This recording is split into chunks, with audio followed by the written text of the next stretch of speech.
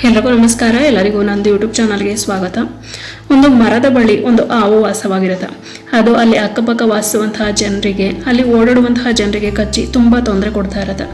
ಈ ಹಾವಿನ ಕಾಟದಿಂದ ಬೇಸತ್ತಂತಹ ಜನರು ಒಬ್ಬ ಸ್ವಾಮೀಜಿಯ ಬಳಿ ಹೋಗಿ ತಮ್ಮ ಕಷ್ಟವನ್ನು, ತಮಗೆ ಆಗ್ತಾ ಇರುವಂತಹ ತೊಂದರೆಯನ್ನು ಸ್ವಾಮೀಜಿಯ ಬಳಿ ಹೇಳ್ಕೊತಾರೆ. ಆಗ ಆ ಸ್ವಾಮೀಜಿ ಆ ಹಾವಿನ ಬಳಿ ಬಂದು, ನೀನು ಇನ್ನು ಮುಂದೆ ಈ ಜನರಿಗೆ ಯಾವುದೇ ರೀತಿ ತೊಂದರೆ ಕೊಡಬಾರ್ದು, ಅವರಿಗೆ ಕಚ್ಚಿ ಹಿಂಸೆ ಕೊಡಬಾರ್ದು, ಇನ್ನು ಮುಂದೆ ನೀನು ಶಾಂತ ಸ್ವಭಾವದವನಾಗಿರಬೇಕು ಅಂತ ಬುದ್ಧಿವಾದ ಹೇಳಿ ಅಲ್ಲಿಂದ ಹೊರಟೋಗ್ತಾರೆ.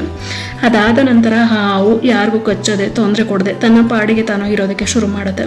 ಇದನ್ನು ಅರಿತಂತಹ ಜನರು ಹಾವು ತಮಗೆ ಏನೂ ಮಾಡೋದಿಲ್ಲ ಅಂತ ಅದಕ್ಕೆ ಕಲ್ಲಲ್ಲಿ ಹೊಡೆದು ಅದಕ್ಕೆ ಹಿಂಸೆ ಕೊಡೋದಕ್ಕೆ ಶುರು ಮಾಡ್ತಾರೆ. ಅದರಿಂದ ಹಾವಿಗೆ ದೈಹಿಕವಾಗಿ ತುಂಬಾ ನೋವಾಗುತ್ತೆ. ಆದರೂ ಸಹ ಹಾವು ಜನರಿಗೆ ಏನೂ ಮಾಡೋದಿಲ್ಲ. ಒಂದಿನ ಸ್ವಾಮೀಜಿ ಅದೇ ದಾರಿಯಲ್ಲಿ ಹೋಗ್ತಾ ಇರ್ತಾರೆ. ಆಗ ಹಾವು ಅವರ ಕಣ್ಣಿಗೆ ಬೀಳುತ್ತೆ. ಆ ಹಾವನ್ನು ನೋಡಿ ಸ್ವಾಮೀಜಿ ಅವರಿಗೆ ತುಂಬ ಬೇಜಾರಾಗುತ್ತೆ. ಯಾಕಂದರೆ ಅದು ತುಂಬ ಸೊರಗೋಗಿ ಸಾಯೋ ಸ್ಥಿತಿಯಲ್ಲಿರುತ್ತೆ. ಆಗ ಸ್ವಾಮೀಜಿ ಹಾವಿನ ಬಳಿ ಹೋಗಿ, ನಿನ್ನ ಈ ಸ್ಥಿತಿಗೆ ಕಾರಣ ಏನು ಅಂತ ಕೇಳಿದಾಗ ಹಾವು ಹೇಳುತ್ತೆ, ನೀವೇ ಅಲ್ವಾ ಸ್ವಾಮೀಜಿ, ಯಾರಿಗೂ ಕಚ್ಚಬೇಡ, ತೊಂದರೆ ಕೊಡಬೇಡ ಅಂತ ಹೇಳಿದ್ದು, ನಾನು ಹಾಗೆ ಇದ್ದೀನಿ.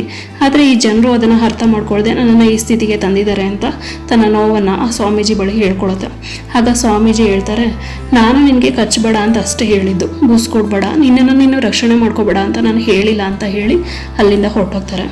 ಈ ಕಥೆಯಿಂದ ನಮಗೆ ಏನು ಅರ್ಥ ಆಗುತ್ತೆ ಅಂದರೆ, ನಾವು ಒಳ್ಳೆಯವರಾಗಿರೋದು ತಪ್ಪಲ್ಲ, ಶಾಂತ ಸ್ವಭಾವದವರಾಗಿರೋದು ತಪ್ಪಲ್ಲ, ಬೇರೆಯವ್ರಿಗೆ ತೊಂದರೆ ಕೊಡದೆ ನಮ್ಮ ಪಾಡಿಗೆ ನಾವು ಬದುಕೋದು ತಪ್ಪಲ್ಲ. ಆದರೆ ಬೇರೆಯವರು ಅದನ್ನೇ ದುರುಪಯೋಗ ಪಡಿಸ್ಕೊಂಡು ನಮಗೆ ತೊಂದರೆ ಕೊಡೋದಕ್ಕೆ ಬಂದಾಗ ಬೌಂಡ್ರೀಸ್ನ ಹಾಕಿಕೊಳ್ಳೋದೇ ಇರೋದು, ನಮ್ಮನ್ನು ನಾವು ಅಂಥವರಿಂದ ರಕ್ಷಿಸಿಕೊಳ್ಳೋದೇ ಇರೋದು ತಪ್ಪು. ಹಾಗಾಗಿ ಒಳ್ಳೆಯವರಾಗಿರಿ. ಆದರೆ ಬೇರೆಯವರಿಂದ ತೊಂದರೆ ಆದರೆ ನಿಮ್ಮನ್ನು ನೀವು ರಕ್ಷಣೆ ಮಾಡ್ಕೊಳ್ಳೋದು ನಿಮ್ಮದೇ ಜವಾಬ್ದಾರಿ ಅಂತ ಹೇಳ್ತಾ ಇಲ್ಲಿಗೆ ಮುಗಿಸ್ತಾ ಇದ್ದೀನಿ. ನಮಸ್ಕಾರ.